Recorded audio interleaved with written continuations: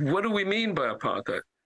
First of all, people tend to think of apartheid as what happened in South Africa, and the term comes from there. But there is, in fact, a UN resolution on apartheid that defines what apartheid is. And curiously, all the elements of that are mentioned in that resolution exist also in the West Bank. The most important of which is that you have two populations in the West Bank, Jews and Palestinians.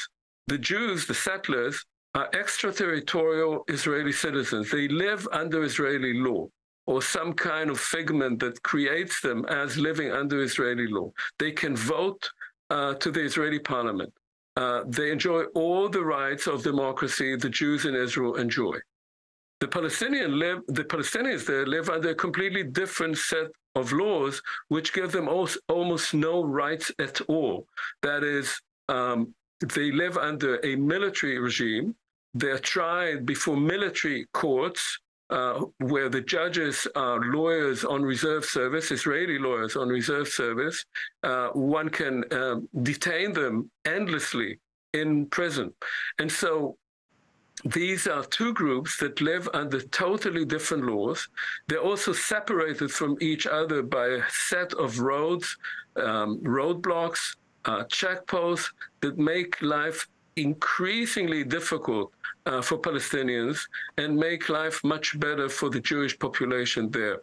So from that point of view, there's clearly an apartheid regime in the West Bank, and that has in many ways filtered into Israel. That is, generation after generation of young Israeli men and women are called up and go to serve as policemen in the West Bank, in military uniform. Most of what they do is police the population. And that has a corrupting impact on more and more generations of Israelis who get used to the idea that they can break into homes at 4 a.m, arrest whoever they like. And so that effect is not only that we have an apartheid regime, but we have a corruption of democracy in Israel itself, which ultimately resulted in this attempt by Netanyahu's regime to change the very system of democracy in Israel, which was really only for Jews in the first place.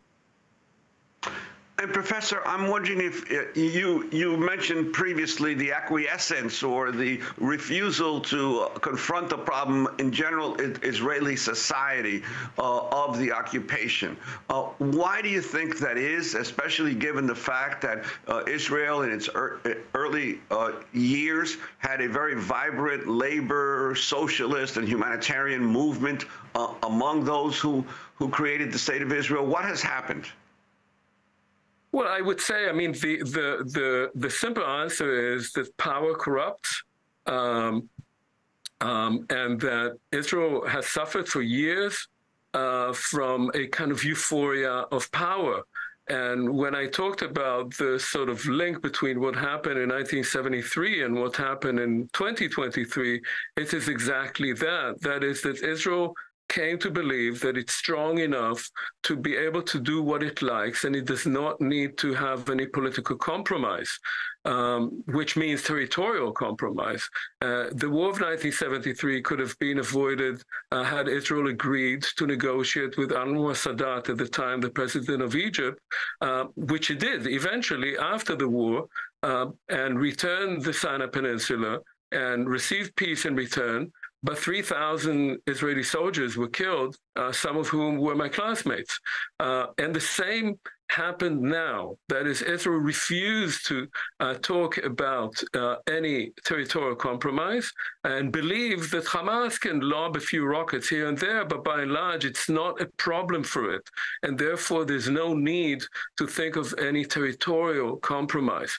And this became the sense in the large sectors of the Israeli public.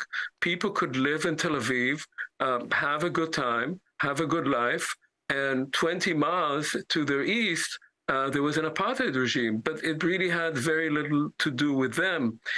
And the curious thing was, and this is what we were trying to point out in August, was that the people who were protesting, the hundreds of thousands of Israelis who quite remarkably went out to the streets every Saturday to protest against the erosion of democracy in Israel, refused to talk about the occupation. And when I was there protesting against that, we were marginalized. We were pushed to the side, and people said, well, occupation, that's a difficult term.